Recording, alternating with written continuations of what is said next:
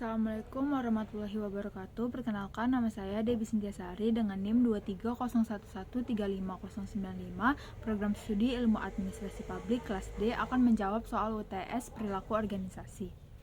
Pertanyaan yang pertama yaitu, apa pentingnya mempelajari perilaku organisasi? Jelaskan. Mempelajari perilaku organisasi merupakan aspek yang penting dalam manajemen dan pengembangan sumber daya. Pengetahuan tentang perilaku organisasi di tempat kerja mencakup pemahaman mengenai kepribadian, motivasi, persepsi, dan emosi. Ini penting untuk mengetahui bagaimana seseorang akan berinteraksi di lingkungan kerja serta bagaimana karakteristik pribadi mempengaruhi kinerja kerja. Perilaku organisasi juga mempelajari bagaimana orang berinteraksi dalam kelompok atau tim. Hal ini mencakup dinamika komunikasi, kepemimpinan, kerjasama, dan konflik. Pemahaman ini membantu dalam mengelola tim secara lebih efektif dan menciptakan lingkungan kerja yang kondusif. Dengan memahami perilaku organisasi, manajer dapat membuat keputusan yang lebih baik karena mereka memahami faktor-faktor yang mempengaruhi perilaku karyawannya. Ini memungkinkan perumusan strategi yang lebih tepat dalam memotivasi staf dan mengarahkan staf. Selanjutnya ada studi perilaku organisasi membantu memetakan berbagai gaya kepemimpinan. Hal ini karena pemimpin yang efektif dapat menyesuaikan gaya kepemimpinannya untuk meningkatkan motivasi dan kinerja karyawan. Mempelajari perilaku organisasi memberikan alat dan teknik untuk mendeteksi serta menyelesaikan konflik secara konstruktif sehingga menciptakan lingkungan kerja yang harmonis. Selanjutnya ada meningkatkan kinerja kerja. Dalam perilaku organisasi, memahami teori prinsip dan motivasi yang membantu dalam mengembangkan kebijakan yang dapat meningkatkan keterlibatan dan kepuasan kerja. Yang termotivasi akan cenderung bekerja lebih produktif dan berkontribusi secara maksimal. Studi perilaku organisasi memberikan wawasan dalam merancang pekerjaan dan struktur organisasi yang mendukung inovasi dan efisiensi. Struktur organisasi yang jelas dan adil dapat meningkatkan transparansi serta memperkuat rasa memiliki di antara karyawan. Perilaku organisasi juga menyoroti pentingnya lingkungan kerja yang mendukung kreativitas dan inovasi. Organisasi yang mendorong keterbukaan terhadap ide-ide baru cenderung lebih adaptif dan inovatif dalam menghadapi persaingan. Kemampuan untuk memahami dan mengelola perubahan merupakan aspek penting dalam menjaga kelangsungan organisasi. Studi perilaku organisasi menyediakan kerangka untuk merancang dan mengimplementasikan strategi perubahan yang efektif. Pentingnya mempelajari perilaku organisasi terletak pada kemampuannya untuk mengintegrasi aspek psikologis manajemen dalam konteks bisnis dan organisasi. Pemahaman mendalam tentang perilaku organisasi, inovasi, dan peningkatan kinerja kerja serta penciptaan lingkungan kerja yang sehat dan produktif, tetapi juga bagi setiap anggota organisasi dalam mencapai tujuan bersama. Selanjutnya, pertanyaan yang kedua yaitu apa yang dipahami tentang culture shock dalam konteks budaya organisasi? Jelaskan.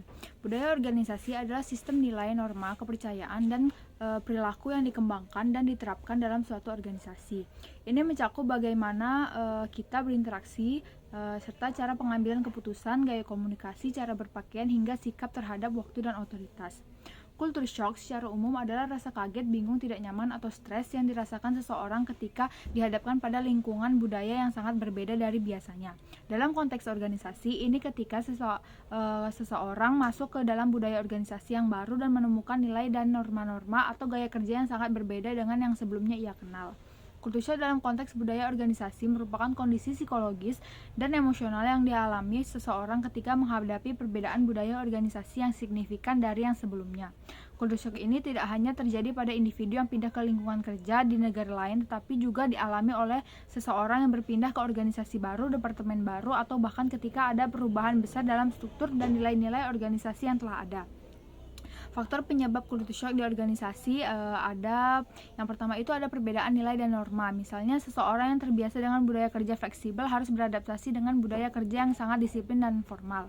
Yang kedua ada perbedaan gaya komunikasi. Beberapa organisasi sangat terbuka terhadap umpan balik sementara yang lain sangat hierarkis.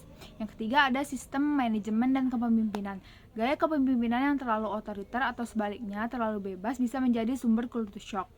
Selanjutnya ada tingkat formalitas. Budaya organisasi bisa sangat formal atau sangat santai tergantung pada industrinya. Selanjutnya ada strategi mengatasi culture shock dalam organisasi. Yang pertama ada onboarding dan orientasi yang efektif.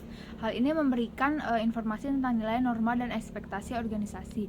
Yang kedua ada mentoring atau buddy system, menyediakan rekan kerja yang dapat membantu adaptasi. Yang ketiga ada pelatihan lintas budaya dan komunikasi, memberikan wawasan dan keterampilan untuk memahami perbedaan budaya.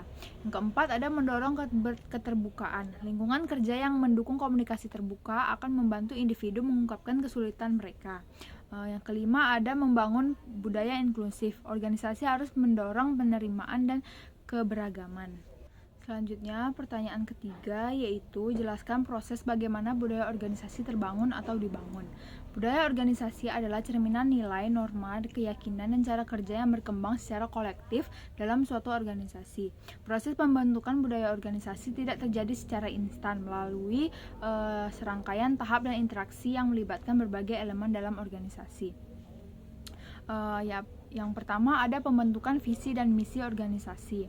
Budaya organisasi biasanya dimulai dari visi dan misi yang ditetapkan oleh pendiri ataupun pimpinan senior.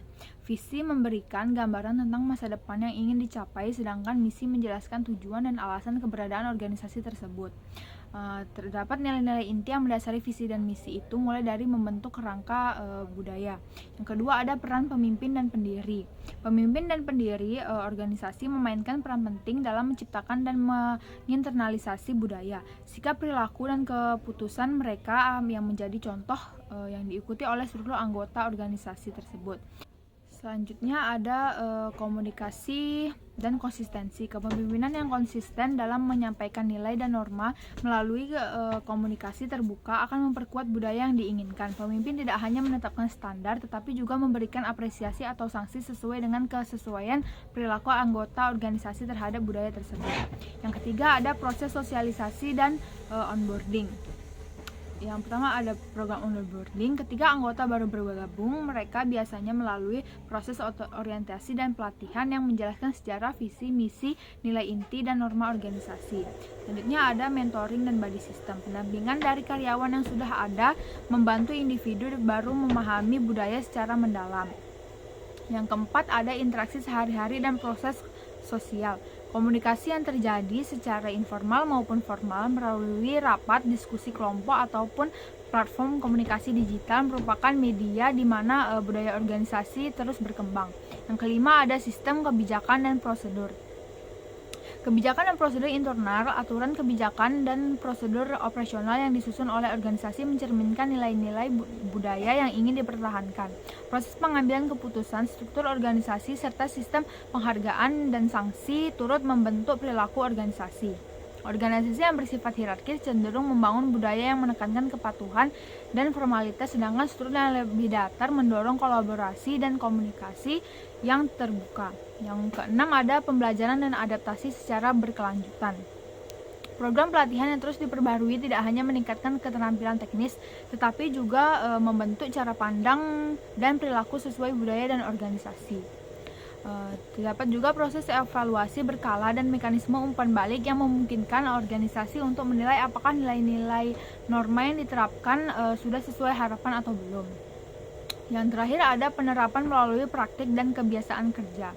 Setiap organisasi seringkali memiliki ritual, tradisi tertentu seperti perayaan ulang tahun perusahaan, acara tahunan, ataupun pertemuan rutin.